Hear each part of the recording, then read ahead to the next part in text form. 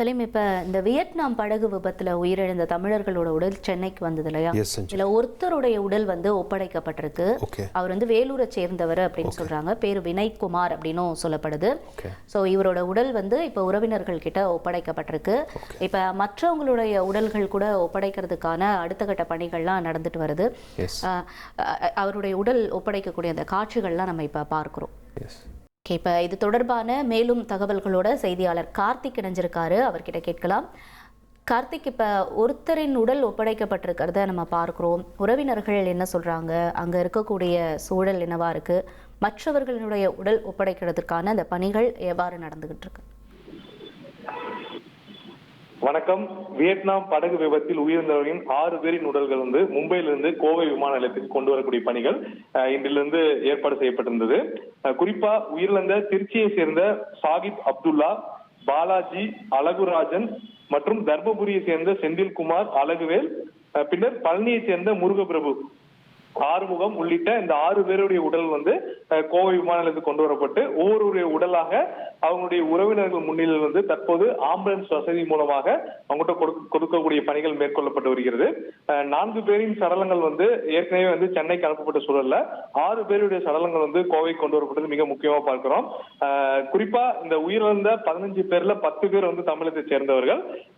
இவர் இந்த 6 பேர் கோவை விமான நிலையத்திலிருந்து அவங்களுடைய சொந்த மாவட்டங்கள், அதாவது சேலம், திருச்சி, திண்டுக்கல் மாவட்டக்கூடிய பழனி உள்ளிட்ட பகுதிகளுக்கு செல்வதற்கு ஏற்கனவே 6க்கும் மேற்பட்ட ஆம்புலன்ஸ்கள் தயார் நிலையில் நிறுத்தப்பட்டு அவர்கள் அங்கு செல்வதற்கான பணிகளை மாவட்ட நிர்வாகம் மேற்கொண்டிருந்தது.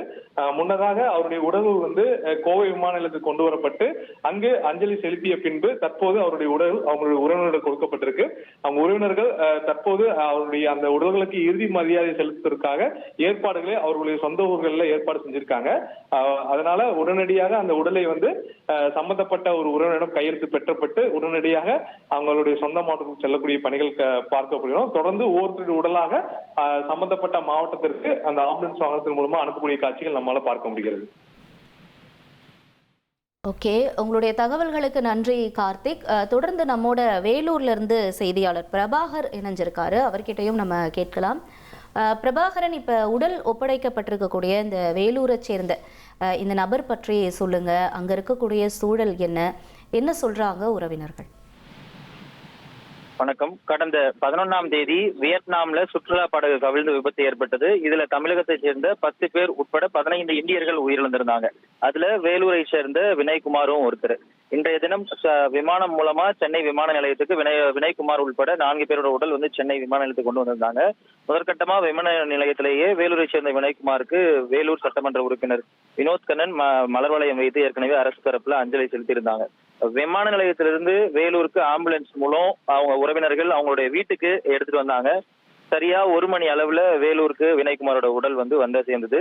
அவருடைய வீட்டுல அந்த ஆம்புலன்ஸ்ல இருந்து வந்த உடலை எடுத்து இறுதி அஞ்சலிக்காக உள்ள வச்சு எல்லா பணிகளையும் செஞ்சுட்டு இருக்காங்க. உறவினர்கள் அனைவருமே வினய்குமாரோட உடலை பார்த்து கதையாளர்கள் நம்ம அங்க சோகத்தை ஏற்படுத்துது. அது மட்டும் இல்லாம இந்த உடல் பொறுத்த வரைக்கும் நான் பார்த்த கிட்டத்தட்ட உயிரிழந்து 4 நாட்களுக்கு மேல ஆகுது. அதாவது இன்றைய தினம் அடக்கம் செய்ய முடியாதுங்கிறதுனாலையும் உறவினர்கள் எல்லாரும் வெளியூர்ல இருந்து வரணும் அப்படிங்கிறதுக்காண்டியும் இறுதி அஞ்சலிக்காக வினய்குமாரோட உடல் இன்று மற்றும் நாளை நண்பகல் வரைக்கும் வீட்டுல வைக்கப்பட்டு இருக்கிறதா அவங்க உறவினர்களும் அவங்க மாமனாரும் சொல்லியிருந்தாங்க. நாளைய தினம் நண்பகல் வேளையில வினய்குமாரோட உடல் இறுதி சடங்குகள்லாம் செஞ்சு முடித்ததுக்கு அப்புறம் பாலாற்றங்கரையில் இருக்கக்கூடிய எரிமேடையில அவருடைய உடல் தகனம் செய்யப்பட்டு இருக்கிறதா அவங்களுடைய உறவினர்கள் சொல்லியிருக்கிறாங்க. இந்த சுற்றுலாவுக்காக வியட்நாம் போன வினய்குமார் தற்போது உயிரிழந்து சடலமா வந்திருக்கிறது அவங்களுடைய உறவினர்கள் மட்டும் இல்லாம வேலூர்ல ஒரு பெரிய சோகத்தை ஏற்படுத்திருக்குன்னே சொல்லலாம். ரைட், உங்களுடைய தகவல்களுக்கு நன்றி பிரபாகரன். இந்த வியட்நாம் படகு விபத்துல உயிரிழந்த ஒருத்தரினுடைய உடலானது இப்ப உறவினர்களிடம் ஒப்படைக்கப்பட்டிருக்கு. வேலூரை சேர்ந்த நபரின் உடல். இதனுடைய விவரங்களை செய்தியாளர் பிரபாகரன் வழங்க நம்ம கேட்டோம். இனி செல்லும் இடமெல்லாம் செய்தி. தந்தை டிவியின் வாட்ஸ்அப் சேனலை ஃபாலோ பண்ணினா செல்லருக்கும் இடமெல்லாம் செய்தி.